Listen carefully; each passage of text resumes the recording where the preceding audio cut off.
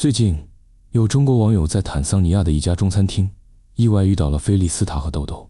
那是一家在当地小有名气的中餐馆，装修很有中国味道，红灯笼、木桌椅，还有熟悉的宫保鸡丁和蛋炒饭的香气。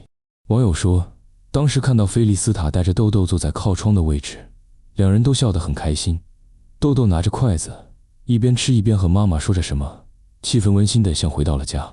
这一幕迅速在粉丝群体中引发了热议，因为大家都知道，这已经是10月底了。而就在几个月前，菲利斯塔曾在视频中提到，他打算带豆豆回中国继续上学，但如今他却依旧出现在坦桑尼亚，似乎并没有任何即将回国的迹象。有网友在评论区写道，看到他们在吃中餐，真的很感动。或许豆豆太想念中国了，才让菲利斯塔带他来尝尝熟悉的味道。也有网友感叹，这一餐看似普通的中餐，背后藏着太多情绪，一边是对中国生活的怀念，一边是迟迟无法成行的无奈。的确，对于菲利斯塔来说，这顿饭或许不仅仅是满足孩子的口腹之欲，更多的是在异国他乡的一点精神寄托。而对于豆豆，这也是一种连接他在中国的童年，连接他曾经的家。菲利斯塔曾经说过一句话，在中国的时候，豆豆最喜欢吃蛋炒饭和馒头。那时的视频里，豆豆拿着小勺子，吃得津津有味。如今他又回到坦桑尼亚，饮食文化、气候环境、生活节奏都完全不同。对于一个还没上小学的孩子来说，这种转换并不容易。所以，当网友看到他们在中餐厅里露出久违的笑容时，那种温馨和感慨是交织的。因为大家都明白，这一幕的背后藏着太多故事。那是思乡，是责任，是等待，也是无奈。那么问题来了，为什么菲利斯塔和豆豆到现在还没有回中国？在网友的讨论中，有几种猜测。第一种观点认为，也许菲利斯塔目前的签证问题还没完全解决。虽然豆豆持有中国护照或有合法居留身份，但菲利斯塔作为外国公民，如果想再次入境中国，需要重新申请签证，而这个过程可能复杂且耗时。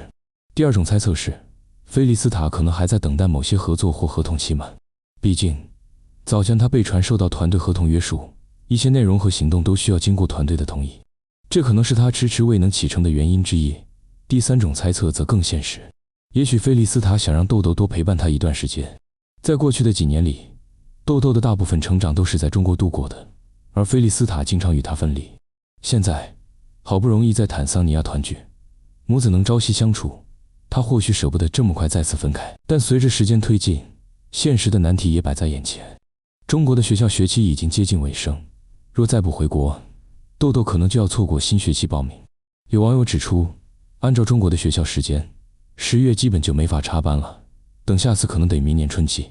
而豆豆如果长期在坦桑尼亚，又面临教育语言、环境适应等问题，因此很多关心他们的粉丝都在评论区留言，菲利斯塔，是时候回中国了，豆豆需要稳定的学习环境，孩子的教育不能拖太久，中国才是他成长的地方。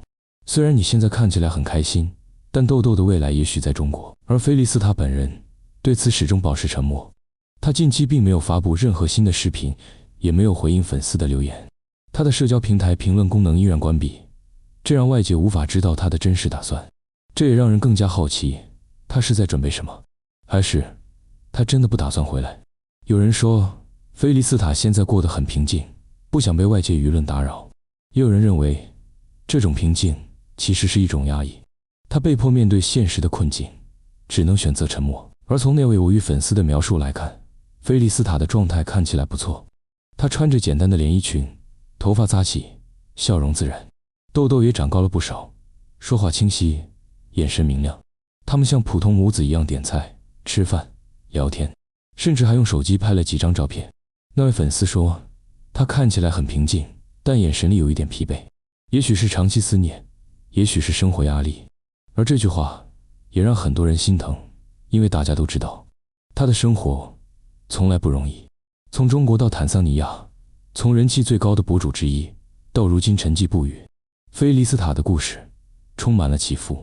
他经历过热度的高峰，也经历了被误解、被争议、被孤立的时刻。而如今，他似乎只想当一个普通的妈妈，带着孩子，过着平静的生活。然而，作为公众人物，他的每一个举动依然被关注，大家依然在意他的近况，依然关心豆豆的成长，因为他们曾经带给太多中国网友温暖与感动。那种跨越国界的亲情让人至今难忘。最后，镜头定格在那张网友拍下的照片上，菲利斯塔低头夹菜，豆豆在一旁认真的吃饭，两人的笑容在午后的阳光下显得格外真实。或许这一刻，他真的不想再去想什么时候回中国，而只想珍惜和儿子在一起的当下。但对于无数关心他们的人来说，这一餐中餐不仅仅是一顿饭，更是一种信号，一份期盼。或许他们只是暂时停留，也或许他们真的不打算再回去，而这份不确定正是最让人牵挂的地方。